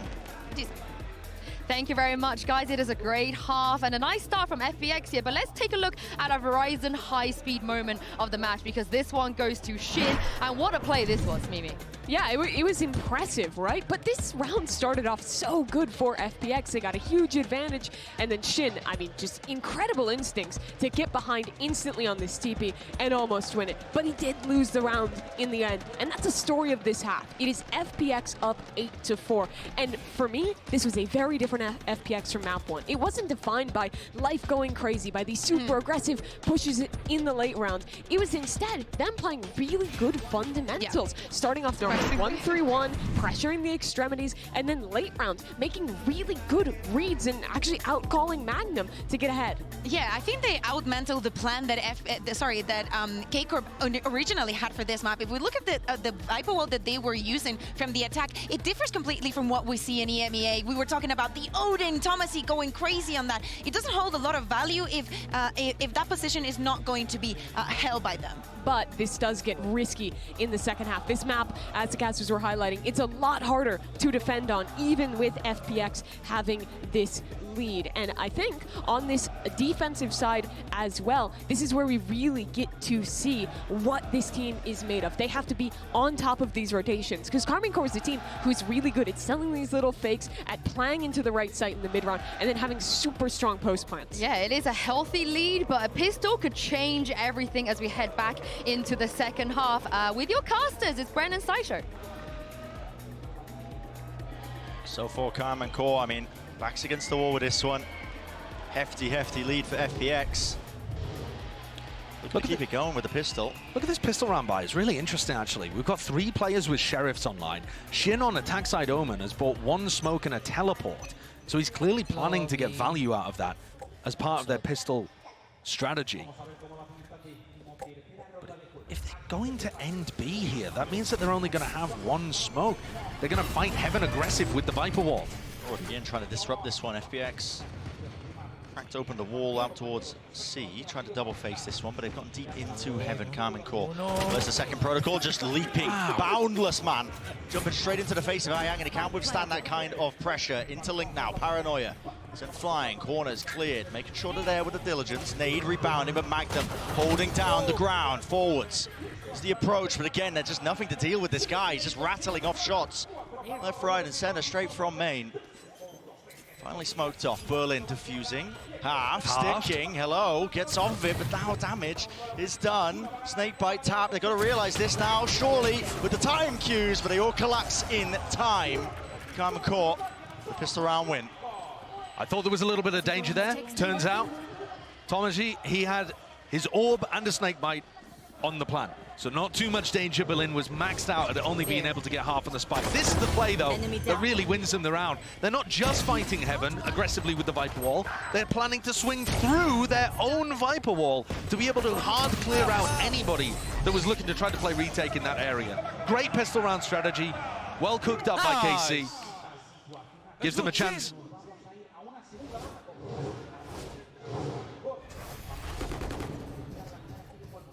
A lot of util going to be expended here by KC. Some control towards a rubble, but a stack of 4 players going to be meeting them pound for pound. Yes, they don't have the weapons, but they do have the util. And look at that, Dizzy connection. Which way is the fight going to go? Paranoia blinded up. FPX could have gone in any direction, but eventually it's the Bulldogs that carried them through it. Yeah, after that initial wave of utility, got the first 2 kills for FPX. They just couldn't quite hold on. As soon as the KC players could see, they shot back. Last player standing. And Life tries to make the play there, shut down.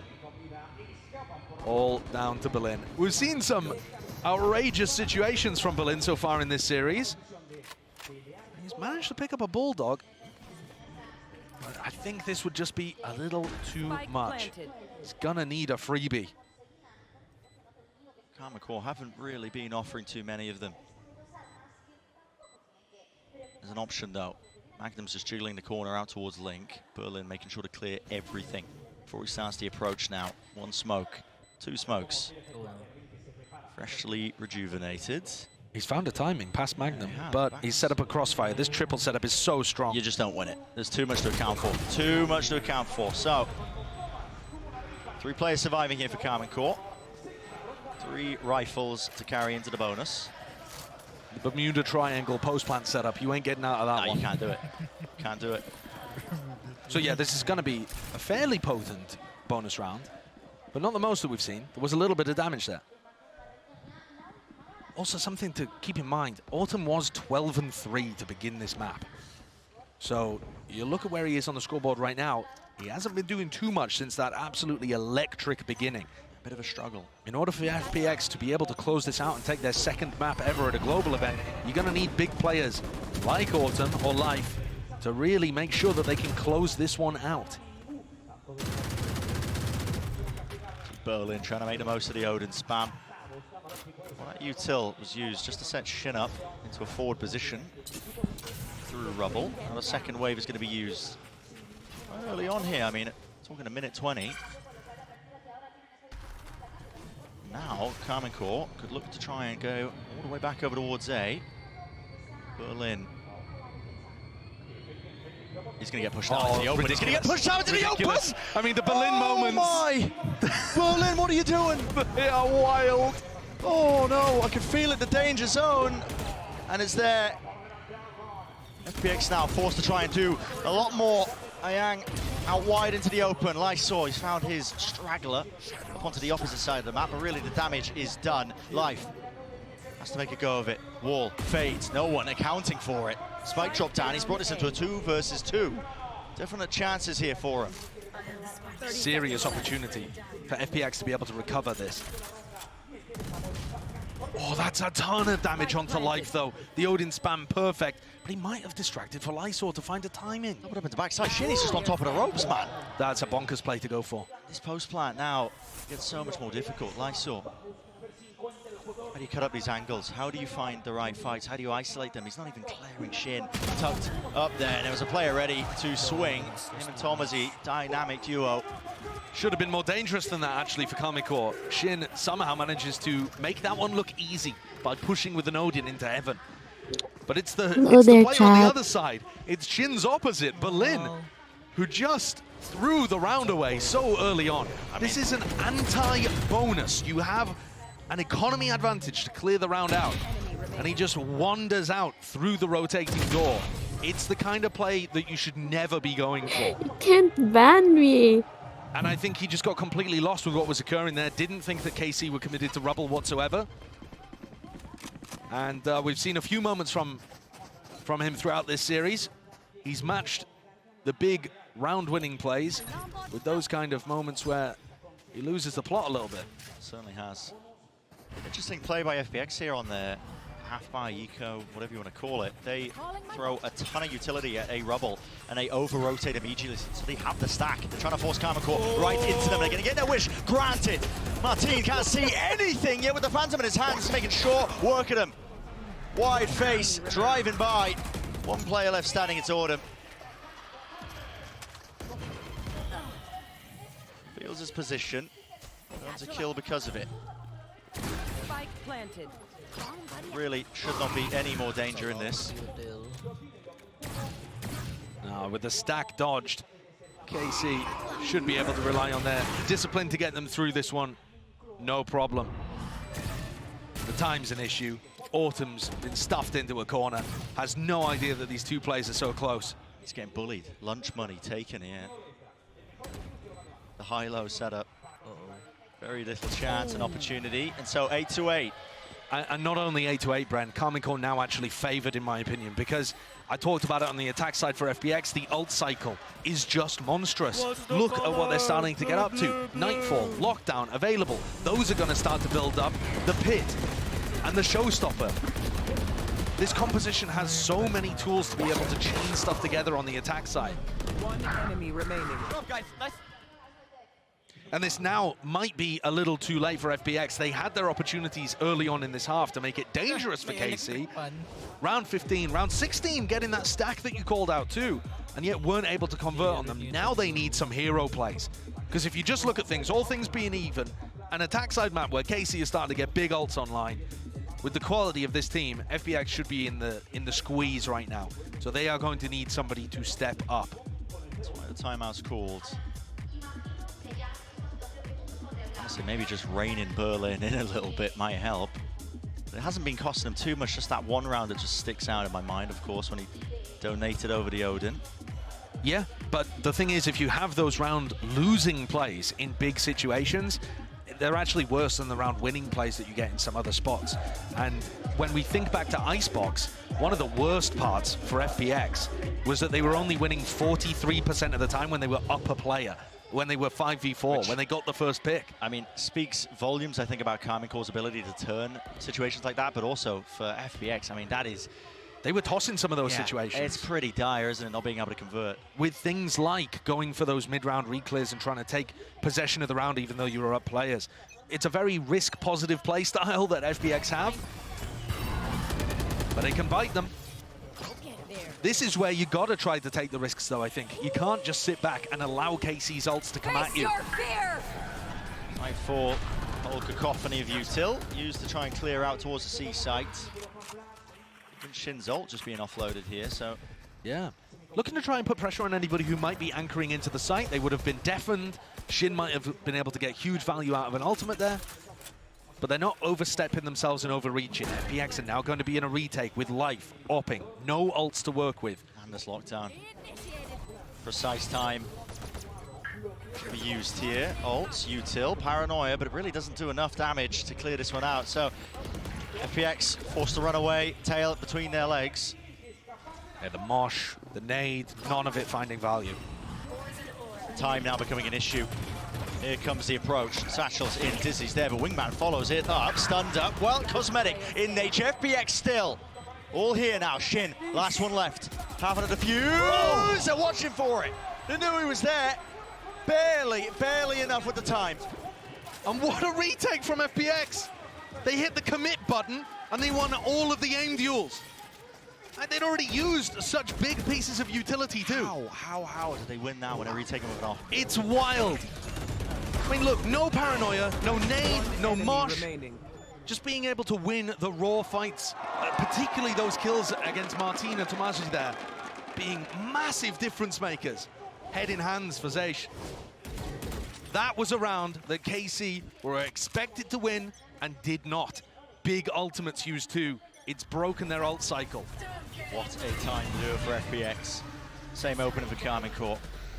Out towards C now. Lysor. That is a snake bot going to be using. Wow, okay, just spamming straight through. That's one way to clear the pit. If he didn't get it, at least Martin with a showstopper might have.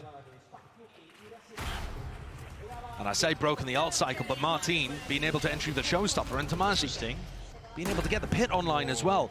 They're fighting tooth and nail for this. Making sure that they don't get pushed into an uncomfortable spot. Real uncomfortable though is the retake. How do you choose to take this one? The pit blocking off all the avenues out towards Waterfall. Thrash might be the answer here for Ayang. Berlin can't work his way through that one way. A lot of util being used to try and push them back, but look at how difficult this is. I mean, you're just clearing one section of the ult. Detained. Did catch, I believe, the one. Clearing through. Need the guns, at least with the fight. It's Magnum. Just dominating that one angle. Looks to really just step towards them now when he spots the final few players, and Berlin's out of there. Oh, what a response from Karmine Corp. Kept it simple, used the ultimates, got themselves a round win. And that builds up the economic safety net that they have. Yeah. But now it's 9-9 with all of the big ultimates starting to try favor FPX. You know, it's going to be a while before Karmine Corp have those to rely on to be able to string a round together like that. It does feel like Lotus is very based on what ults you have online.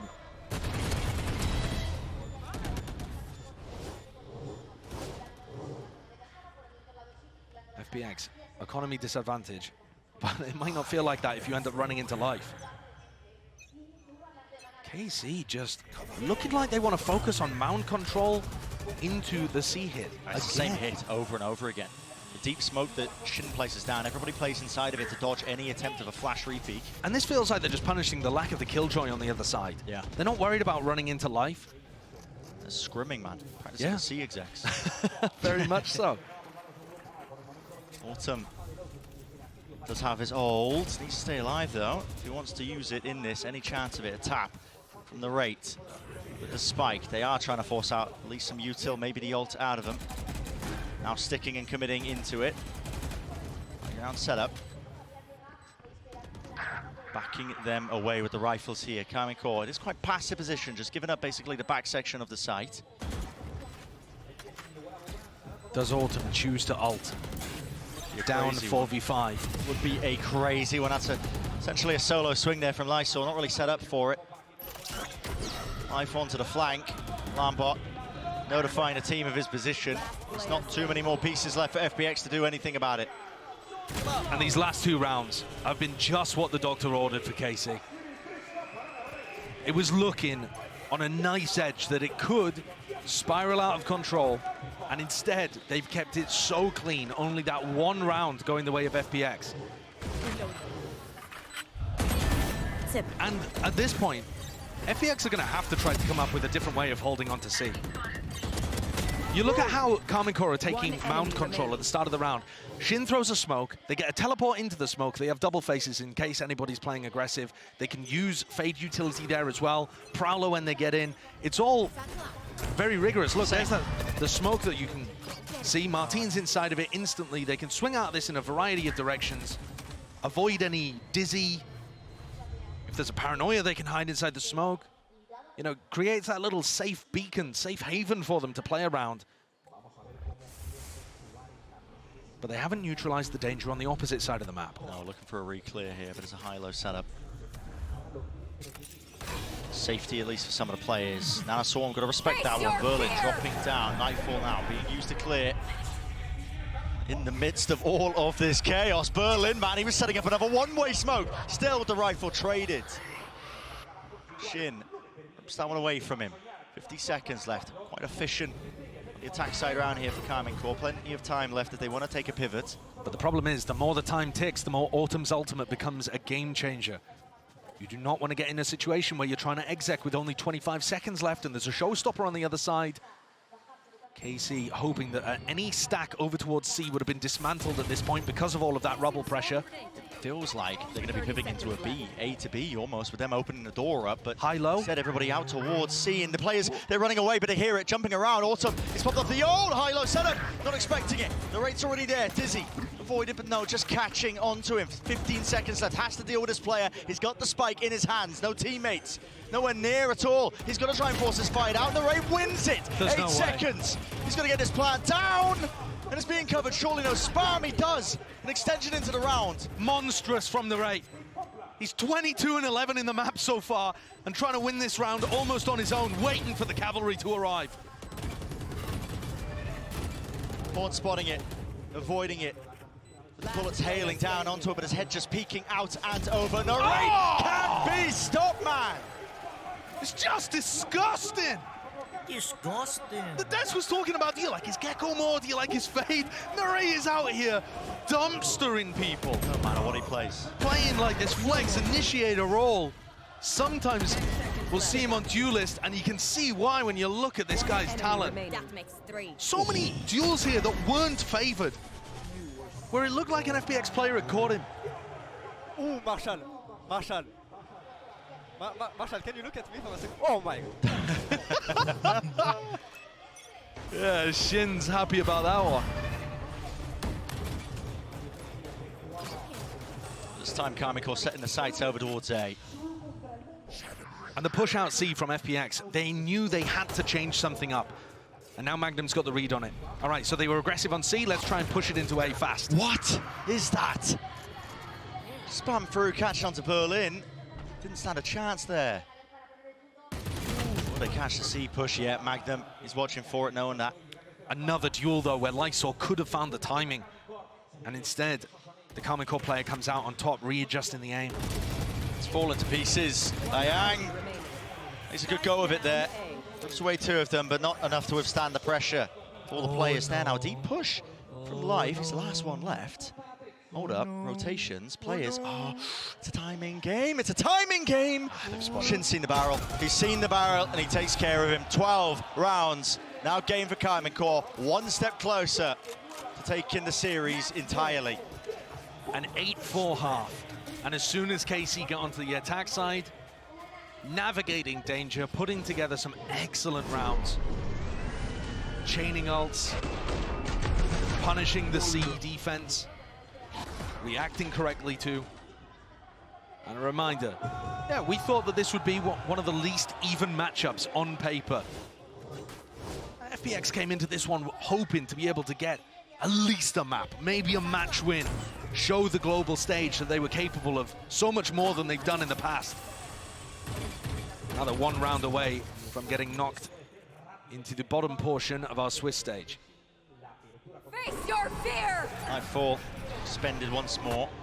Prowler connecting, Magnum holding, watching. What is that by Autumn? Those are amazing. Hell of a time to come alive. His team definitely needed it, and the kills are just being collapsed upon. Shin has got his ult, picks up the spike, repositions now, but guess what? Berlin might be 1 step ahead. He's running his way back over towards A, anticipating this kind of reaction. A plant, though, won't be pushed back. So Shin has a chance to close the case entirely. 1v2, Ayang has the ult, a lot of util. Shin reveals his position, Thrash. No bunny hops online, wide swing and face there. Paranoia repositions out wide to the side. Shot connects, snaps to it. Shin will not find it. FPX alive for now in the map, as Ayang is the one to do it. What a recovery in that round for FPX to find 4 kills off the back of Guardians. 2 players, the 2 star players, Autumn and Light, just being able to pop. Those initial kills, though, Autumn, again, I keep wanting to mention, he was 12-3 at the beginning of this map. He's still only got 17 kills. If he can wake up, FPX can still bring this to overtime. The big, heavy-hitting firepower from FPX has got to come online now when they need it most. Otherwise, KC are going to win this series. Karmine Corp has to win this. First time we're seeing a bit of aggression on the defensive side here from Life. Horns dealt with, smoke forward, so many positions to look for here, but a boombot now, look at the levels to it, the layers to it. Boom, but Prowley, you have to respect it. Rendezvous back now, and here comes the C hit. Pressure there. Martin was vulnerable up. There was a nanoswarm at his feet, but now there's a snake bite to try and respond. And a flood defense by FPX is caught. Dizzy missing wide, facing Lysor. He's got his 2 there. The rate is eager to take the challenge straight to them. He's eager to put an end to the entirety of this series, but a spike has been dropped into the middle of nowhere. That's the big problem now. Extraction is the name of the game. KC, Magnum's trying to cause some chaos, see if he can pull people away from the C site, threaten some kind of wild lurk, but would they really push through Waterfall here to retrieve the spike? Or is it all a fake? Subterfuge being thrown into the mix. There's a Haunt to clear the way, but Berlin is back up onto the space, into the angle. An essential kill, but it goes missing. And now Waterfall control is theirs. Autumn is there with a crosshair placement. And White now have to deal with these players. Karmine Corp! It's all down to 1v1. And this is it. Again, continuation of the series, or will it be that slam at dunk? Tomasi wraps it around, 20 seconds left. Spike still not retrieved. Tomasi! He finishes the job on their feet before you know it. And it's a 2-0 wrap to the series for Karmine Corp in their opening batch of Madrid. That's a great way to get the nerves settled early and showcase that you can do it on the biggest stage, the Global Masters stage. These players with such small amounts of experience, but such a great system behind them, and passionate fans that are hoping they can go so much further. FPX certainly pushed them, but no map win for the Chinese squad, who still only have 1 so far in these 3 global showings. They'll have more chances. This Swiss system gives them future opportunities as well, though they have no idea who they'll be facing next. You could say that about both of these teams, though, because to be honest, when you look at the other matches that you've got coming up, it is difficult to predict who the favorites are.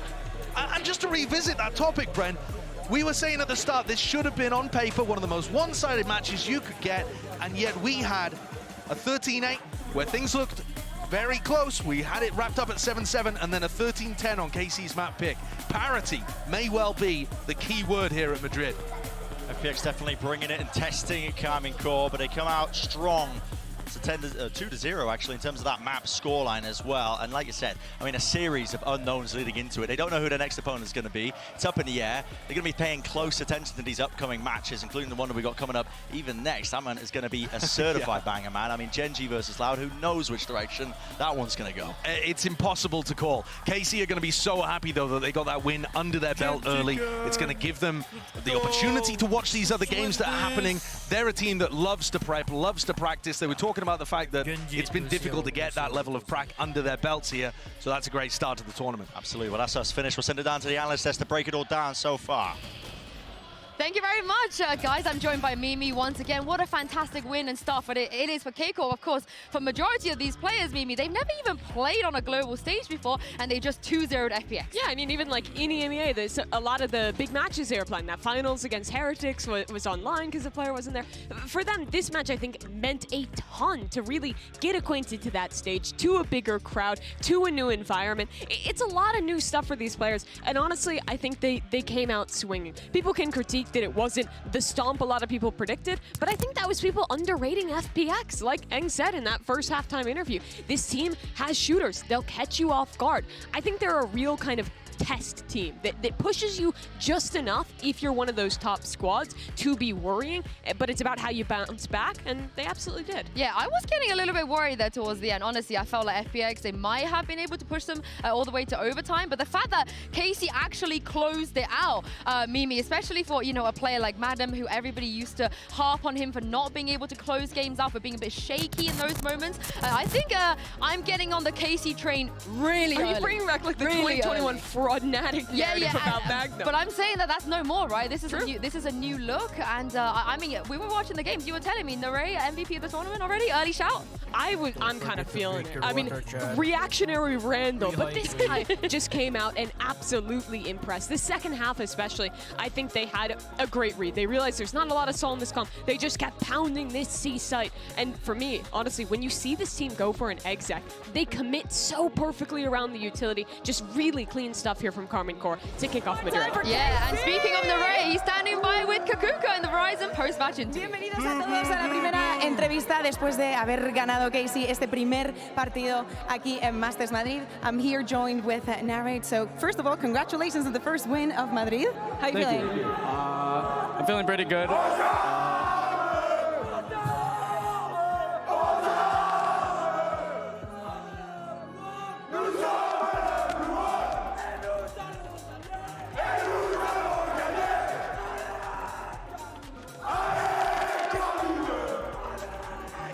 Okay. Let's try, okay? Yeah. Okay, let's celebrate. Buy the KC bundle. Thank you very much, guys. I mean, the crowd has been amazing, so thank you very much. Now, back into the interview and the actual questions. First of all, how do you think this team has been different from everything that you've seen in EMEA? How the preparation has been different to, adapt into a Chinese team? Well, obviously we have, like same thing with every team in this competition. We have a lot of info on them, so it's not really any different from any other team we played. I would say that they're really good at like making really good individual plays. Just absolutely, if you make any mistake, they will punish the fuck out of you, and it's really hard, to be honest. Like, we can play perfectly, but if some guy just finds a perfect timing, he's gonna kill all of us. Okay, le he preguntado qué tal ha sido, ¿no? Prepararse para todo esto, para equipos diferentes a los que está acostumbrado en EMEA, y me ha dicho que la verdad tienen mucha información en los equipos, pero que la preparación es básicamente la misma. La información está ahí y sienten que FPX les ha castigado bastante, ¿no? En cada error que podían cometer, ahí estaban ellos para poner la bala. Of course, you had a brilliant performance, let's call it like that. How do you think this is going to translate into the rest of the tournament? Because of course you guys are the least experienced in some senses. Do you think that gives you that underdog power? I mean, to be honest, we don't really see ourselves as underdogs or overdogs. We're just a team that we're gonna try to play every team as well as possibly can, just play our game. So I don't think it's really gonna affect us. Like, even though, like you saw at EMEA, that we don't need stage experience. We're just the players that we are. We don't crumble under pressure, and that's it. Dice que no se derrumban ante la adversidad, que no necesitan esa experiencia y que todo el torneo debería de ser así. No se consideran que sean débiles o que vayan a sufrir por todo eso. Real quick, before I let you go, Chamber, Reina, of course, a lot of things that we do not see in EMEA. Was it hard for you to adapt onto all of that, or was it just the duels? To be honest, like, it's not that hard to adapt to. Like, obviously we knew their comps before we played them, just because they played them in like Chinese League. And so like we kind of knew what we were going into, but also I feel like a lot of EMEA teams also play kind of crazy stuff as well. So it's not like we've played against a billion different comps and scrims, and it's just preparation, and our preparation's really good, and we know what they're gonna do, and we just execute. La preparación también por encontrarnos a gentes como Chamber, como Reina, cosas que no solemos ver en EMEA. Dicen que la preparación ha estado ahí, que estas composiciones ya han jugado contra ellas en scrims, en EMEA también, así que se lo podían esperar, sabían cómo adaptarse a todo esto. Well, thank you very much. I will let you go. We'll see you in a couple of days. And you guys at home, do not go anywhere, because there's Gen G against Loud coming up next.